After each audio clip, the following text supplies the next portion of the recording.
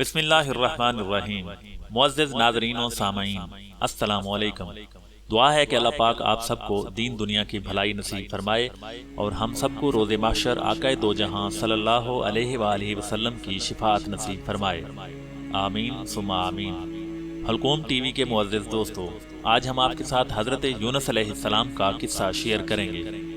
اگر آپ کو ہماری ویڈیو پسند آئے تو چینل کو سبسکرائب کرنا نہ بھولیے گا، اور اس ویڈیو کے بارے میں اگر آپ اپنی قیمتی رائے دینا چاہیں تو کمنٹ سیکشن میں دے سکتے ہیں۔ دوستو، حضرت یونس علیہ السلام دجلہ کے بائیں کنارے پر آباد عراقی شہر موصل میں پیدا ہوئے۔ آپ علیہ السلام حضرت ہود کی اولاد میں سے تھے۔ موصل کے مقابل نینوا شہر تھا جو اس زمانے میں اپنے عروج پر تھا اور وہاں قوم سمود آباد تھی۔ نینوا کی آبادی 1,00,000 سے زیادہ تھی، جیسا کہ قرآن پاک میں ہے، اور ان یعنی یونس علیہ السلام کو 1,00,000 یا اس سے زیادہ لوگوں کی طرف پیغمبر بنا کر بھیجا۔ سورۃ الصافات آیت نمبر 147۔ حضرت یونس علیہ السلام کی عمر 28 سال تھی جب اللہ تعالیٰ نے انہیں اہل نینوا کی رشد و ہدایت پر مامور فرمایا۔ مفسرین کے مطابق حضرت یونس علیہ السلام کا عہد 741 تا 781 قبل مسیح ہے۔ آپ علیہ السلام کا قرآن کریم کی 6 سورہ مبارکہ میں ذکر آیا ہے: سورۃ النساء، سورۃ الانعام، سورہ یونس، سورۃ صافات، سورۃ الانبیاء اور سورۃ القلم۔ ان میں پہلی 4 سورہ مبارکہ میں حضرت یونس علیہ السلام کا نام اور باقی 2 میں ذو النون اور صاحب الحوت یعنی مچھلی والا کہہ کر ذکر کیا گیا ہے۔ نون بڑی مچھلی کو کہتے ہیں چونکہ آپ علیہ السلام کئی دن ایک مچھلی کے پیٹ میں رہے، اس لیے مچھلی والا کہا گیا۔ قرآن کریم کی 10ویں سورت آپ کے نام پر ہے۔ حضرت یونس علیہ السلام ایک عرصے تک نینوا کے لوگوں کو توحید کی دعوت اور بت پرستی سے روکتے رہے، مگر قوم نے ان کی دعوت قبول کرنے سے صاف انکار کر دیا۔ صرف یہی نہیں، غرور و تکبر میں مبتلا قوم دیگر نافرمان اقوام کی طرح آپ کی دعوت کا مذاق بھی اڑاتی رہی۔ جب ان کی سرکشی اور نافرمانی انتہا کو پہنچ گئی تو اللہ تعالیٰ نے حضرت یونس علیہ السلام کو حکم دیا کہ لوگوں کو آگاہ کر دو کہ 3 دن کے اندر اندر ان پر عذاب آنے والا ہے۔ آپ نے قوم میں اس کا اعلان کر دیا۔ یہ سن کر قوم یونس علیہ السلام نے آپس میں مشورہ کیا تو اس بات پر ان سب کا اتفاق ہوا کہ یونس علیہ السلام کو کبھی جھوٹ بولتے نہیں دیکھا گیا، لہذا ان کی بات نظر انداز نہیں کرنی چاہیے۔ مشورے میں یہ بھی طے ہوا کہ دیکھا جائے کہ اگر یونس علیہ السلام رات بستی کے اندر اپنے گھر میں مقیم رہتے ہیں تو سمجھ لو کہ کچھ نہیں ہوگا، اور اگر وہ یہاں سے کہیں اور چلے جاتے ہیں تو یقین کر لو کہ صبح عذاب ضرور آئے گا۔ قصہ مختصر، حضرت یونس علیہ السلام رات کو اس بستی سے نکل گئے۔ صبح ہوئی تو عذاب الہی ایک سیاہ دھوئیں اور بادل کی شکل میں بستی والوں کے سروں پر منڈلانے لگا۔ جب وہ ان کے قریب ہونے لگا تو لوگوں کو یقین ہو گیا کہ اب وہ سب ہلاک ہونے والے ہیں۔ یہ دیکھ کر حضرت یونس علیہ السلام کو تلاش کیا گیا کہ ان کے ہاتھ پر ایمان لے آئیں اور توبہ کر لیں، مگر آپ علیہ السلام کو نہ پایا تو خود ہی اخلاص نیت کے ساتھ توبہ و استغفار میں لگ گئے اور اپنے گھروں سے ایک میدان میں نکل آئے۔ عورتیں، بچے اور جانور سب اس میدان میں جمع کر دیے گئے۔ تمام بستی والے ٹاٹ کے کپڑے پہن کر عجز و انکساری کے ساتھ توبہ کرنے اور عذاب سے پناہ مانگنے میں اس طرح مشغول ہوئے کہ پورا میدان آہو بکا سے گونجنے لگا۔ اللہ تعالیٰ نے ان کی توبہ قبول فرما لی اور عذاب ان سے ہٹا دیا گیا۔ روایت میں ہے کہ یہ عاشوراء یعنی 10ویں محرم کا دن تھا۔ ادھر حضرت یونس علیہ السلام بستی سے باہر اس انتظار میں تھے کہ اب اس قوم پر عذاب نازل ہوگا۔ ان کے توبہ و استغفار کا حال انہیں معلوم نہ تھا۔ جب عذاب ٹل گیا تو انہیں فکر ہوئی کہ اب تو قوم مجھے جھوٹا قرار دے دے گی، کیونکہ میں نے اعلان کیا تھا کہ 3 دن کے اندر عذاب آ جائے گا۔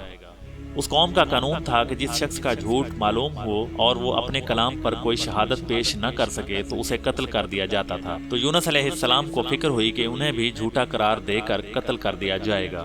اس رنج و غم اور پریشانی کے عالم میں اس شہر سے نکل جانے کا ارادہ کر کے چل دیے، یہاں تک کہ بحیرہ روم کے کنارے پہنچ گئے۔ وہاں ایک کشتی دیکھی جس میں لوگ سوار تھے۔ آپ علیہ السلام کو ان لوگوں نے پہچان لیا اور کرائے کے بغیر سوار کر لیا۔ کشتی روانہ ہو کر جب وسط میں پہنچی تو دفعتاً ٹھہر گئی، نہ آگے بڑھتی تھی اور نہ ہی پیچھے۔ کشتی والوں نے منادی کی کہ ہماری اس کشتی میں کوئی ظالم، گناہگار یا بھاگا ہوا غلام سوار ہو جاتا ہے تو یہ کشتی خود بخود رک جاتی ہے۔ ایسے آدمی کو چاہیے کہ خود کو ظاہر کر دے تاکہ اس کی وجہ سے سب پر مصیبت نہ آئے۔ اس پر حضرت یونس علیہ السلام بول اٹھے کہ وہ بھاگا ہوا غلام گناہگار میں ہی ہوں، کیونکہ اپنے شہر سے نکل کر کشتی میں سوار ہونا ایک طبعی خوف کی وجہ سے تھا، باذن الہی نہ تھا، اور اللہ تعالیٰ کے حکم کے بغیر یوں چلے آنے کو حضرت یونس علیہ السلام کی پیغمبرانہ شان نے ایک گناہ قرار دیا کہ پیغمبر کی کوئی نقل و حرکت بلا اذن الہی نہیں ہونی چاہیے تھی۔ بہرحال آپ علیہ السلام نے فرمایا کہ مجھے دریا میں ڈال دو تو تم سب اس عذاب سے بچ جاؤ گے، مگر کشتی والے اس پر تیار نہ ہوئے، بلکہ انہوں نے قرآن دازی کی تاکہ جس کا نام نکلے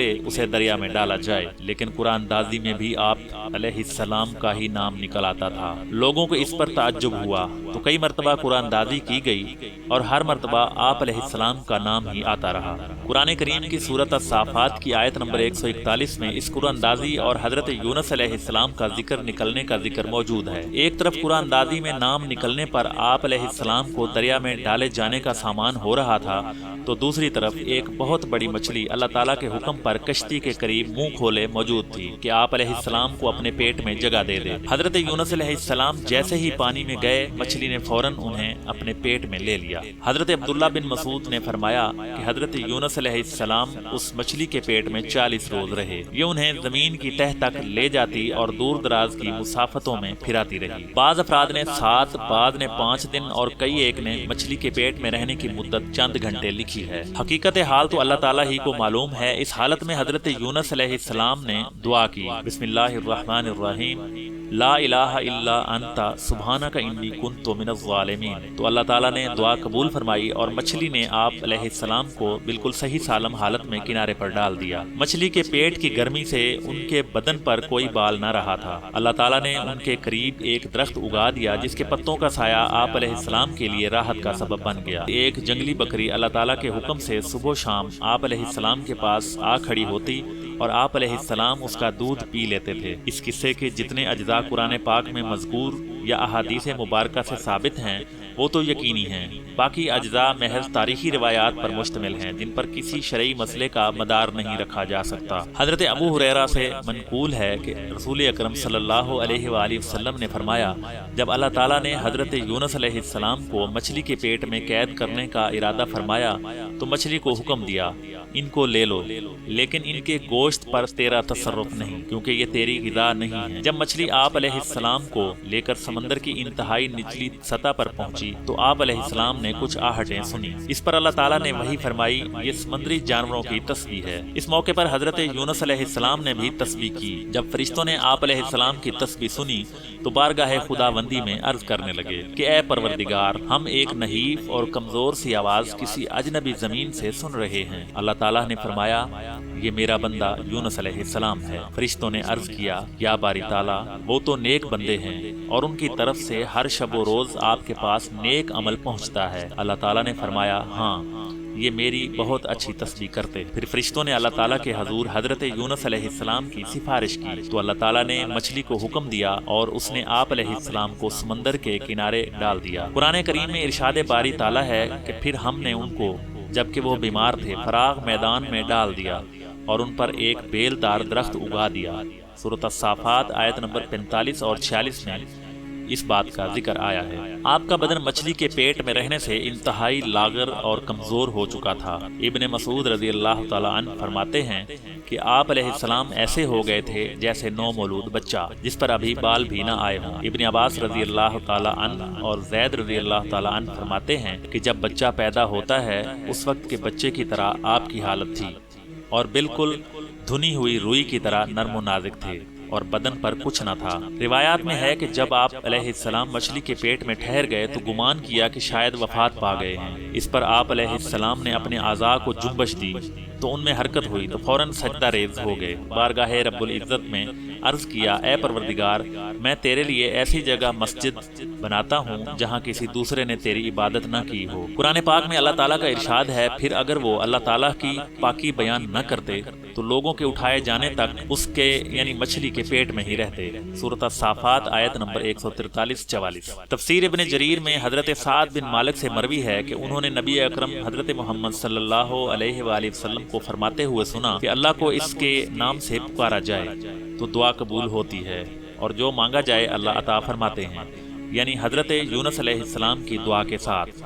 راوی کہتے ہیں کہ میں نے استغفار کیا، یا رسول اللہ صلی اللہ علیہ وسلم، یہ حضرت یونس کے لیے خاص ہے یا تمام مسلمانوں کے لیے ہے؟ تو آپ صلی اللہ علیہ وسلم نے فرمایا یہ حضرت یونس علیہ السلام کے لیے خاص ہے اور مومنین کے لیے عام۔ جب بھی وہ اس کے ساتھ دعا کریں تو اللہ تعالیٰ قبول فرماتے ہیں۔ کیا تم نے اللہ کے فرمان کو نہیں سنا؟ پھر یونس نے اپنے رب کو تاریکیوں میں پکارا، تیرے سوا کوئی معبود نہیں، تو پاک ہے، بے شک میں ہی قصوروار ہوں۔ تو ہم نے اس کی دعا قبول کی اور اس کو غم سے نجات دی، اور ہم مومنین کو اس طرح نجات دیتے ہیں۔ حضرت سعد سے مروی ہے کہ رسول اکرم صلی اللہ علیہ وسلم نے فرمایا جس نے حضرت یونس علیہ السلام کی دعا کے ساتھ دعا کی اس کی دعا ضرور قبول ہوگی۔ تو دوستو یہ تھی حضرت یونس علیہ السلام اور ایک مچھلی کی کہانی۔